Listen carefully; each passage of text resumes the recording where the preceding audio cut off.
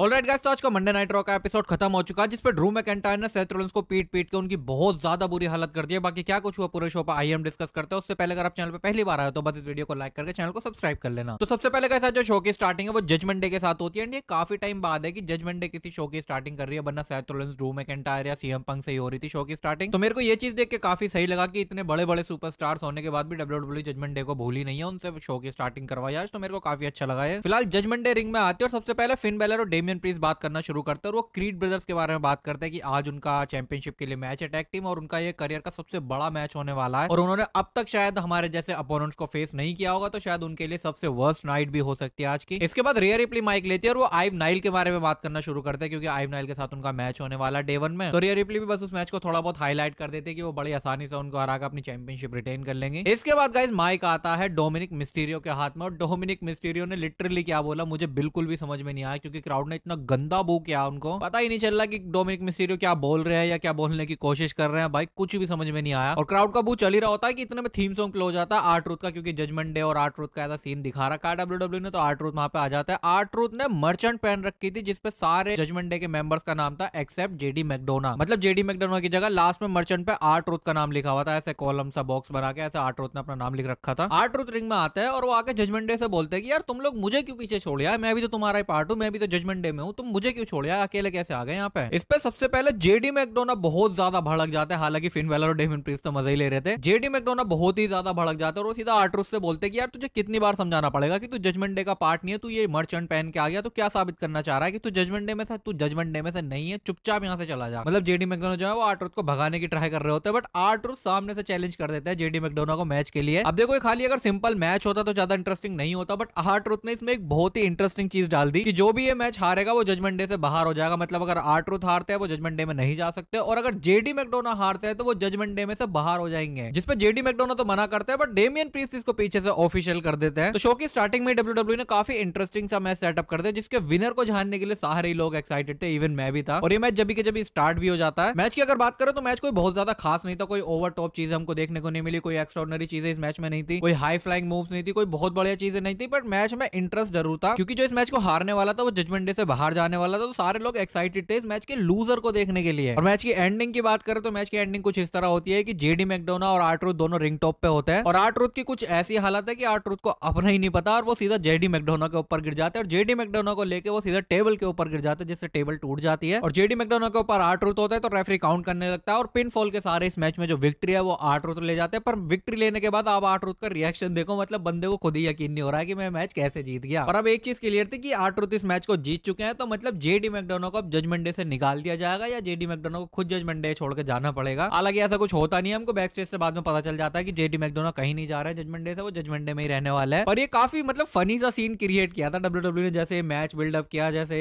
Segment था पूरा, मेरे को देखने में काफी मजा आया। बाकी आपको कैसा लगा कमेंट में जरूर बताना। फिलहाल गाइस इसके बाद शो पे नाया जैक्स और बेकी लिंच के बीच में एक प्रोमो आता है, जहां पे पहले तो ये दोनों ही सुपरस्टार एक दूसरे पे शॉट ले रही होती है, एक दूसरे को नीचे दिखा रही होती है, पर फिर बातों ही बातों में नाया जैक्स खुद को रॉयल रंबल के लिए अनाउंस कर देते कि वो वुमेन्स रॉयल रंबल के मैच में होने वाली हैं। और इसके बाद बेकी लिंच जो है वो नाया जैक्स को चैलेंज कर देती है मैच के लिए। नाया जैक्स बोलती है कि चलो मैच रेसल करते हैं, रेफरी आता है, but Nia Jax match wrestle करने की जगह वहां से वापस जाने लगती है। पर इतने में बेकी लिंच पीछे से आके नाया जैक्स के ऊपर अटैक कर देती है, बट अटैक का भी कोई फायदा नहीं हुआ, उल्टा नाया जैक्स ने बेकी लिंच की बहुत बुरी तरह से पिटाई कर दी। इसके बाद गाइस शो पे आता है गुंथर वर्सेस मेज का match for the intercontinental championship, और इस मैच का सिनेरियो ये है कि आज मेज का लास्ट चांस है गुंथर को हराने का फॉर द इंटरकॉन्टिनेंटल चैंपियनशिप। आज अगर मेज हार जाते हैं तो जब तक गुंथर इंटरकॉन्टिनेंटल चैंपियन रहेंगे, मेज कभी भी चैलेंज नहीं कर सकते गुंथर को उनकी इंटरकॉन्टिनेंटल चैंपियनशिप के लिए। मेज का लास्ट चांस था, लास्ट मैच था, और लास्ट की तरह ही मेज ने इस मैच को रेसल किया। भाई शो का क्या मैं कह रहा हूं, अब तक जितनी मंडे नाइट रॉ हुई है कुछ टाइम में, उन सबसे ज्यादा कमाल का मैच था ये। और मेज का तो आप ये कह लो कि लाइफ का one of the best match था ये। अब देखो गुंथर तो वैसे मैच अच्छा रेसल करते ही है, पर मेज का आप जाके इस मैच में परफॉर्मेंस देखना। जो लोग ये बोलते हैं ना कि डब्ल्यूडब्ल्यूई मेज को अच्छे से यूज नहीं करती, उनको एक जोकर की तरह दिखाती है, आज का आप मेज का मैच जाके देखना। अगर आपको मजा ना आया ना भाई, चैनल अनसब्सक्राइब कर देना आप लोग। इतना ज्यादा कमाल का ये मैच था, इतने बढ़िया बढ़िया इसमें मूव्स थे, इतने ज्यादा क्लोज किक आउट थे। एक जगह तो मेरे को लगा था कि गुंथर किक आउट नहीं कर पाएंगे और मेज नए चैंपियन बन जाएंगे, और सिनेरियो भी कुछ ऐसा था। तो मेरे को लगा था कि मेज आज अपना ले जाएंगे भाई इंटरकॉन्टिनेंटल चैंपियनशिप, बट भाई गुंथर ने बहुत ही ज्यादा क्लोज जाके किक आउट किया, और जैसे तैसे करके बहुत ही ज्यादा बढ़िया मैच डिलीवर करने के बाद जो इस मैच में विक्ट्री है वो गुंथर ले जाता है, और गुंथर का इंटरकॉन्टिनेंटल चैंपियनशिप का रेंज जो है वो कंटिन्यू है। इसके बाद गाइस शो पे हमको नाकामोरा की तरफ से एक प्रोमो दिखाया जाता है स्क्रीन पे, जहां पे नाकामोरा एक स्टोरी बता रहे हैं पूरी। पर कोडी रोड पीछे से आके नाकामोरा के ऊपर अटैक कर देते हैं और मारते मारते कोडी रोड नाकामोरा को बैक स्टेज से सीधा रिंग साइड पे ले आते हैं। अनाउंसर्स टेबल के ऊपर नाकामोरा को ले गए कोडी रोड, क्रॉस रोड लगाने वाले थे बट सिक्योरिटी वालों ने आके बीच में गुड़गोबर कर दिया। वो नाकामोरा को वहां से बचा के ले गए और कोडी रोड नाकामोरा से अपना बदला नहीं ले पाया। मतलब हाथ आया मुंह न लगा वाली बात हो गई कोडी रोड के लिए। पर कोडी रोड के चेहरे पे जो गुस्सा था ना नाकामोरा के लिए, वो साफ देखा जा सकता था। मतलब इनकी फ्यूड अच्छी खासी चल रही है, यहाँ से देख के साफ पता चल रहा है। बाकी आगे जो भी होगा वो तो हमको पता चल ही जाएगा। इसके बाद गाइस शो पे हमको न्यू चैंपियंस भी देखने को मिलता है। Kayden Carter and Katana Chance जो है हमारी new women's tag team champion बन चुकी हैं, जो कि थोड़ा शॉकिंग तो था। मतलब जैसे WWE ने उनको पास में बुक किया है मंडे नाइट रॉ पे, तो मुझे लगा नहीं था कि WWE उनको टैग टीम चैंपियनशिप दे देगी, पर WWE ने उनको चैंपियनशिप दे दिया तो भाई कुछ सोच के दी होगी। और अब जो है हमको ये दोनों सुपरस्टार जो है मेन पिक्चर में देखने को मिलने वाली है। इसके बाद गाइस शो पे आइवार वर्सेस अकीरा टोजावा के बीच मैच होता है और WWE ने पता नहीं क्यों ही ये मैच रखा। मतलब हाथी और चींटी का मैच था ये, क्योंकि आप अकीरा टोजावा का साइज देखो और आइवार का साइज देखो भाई,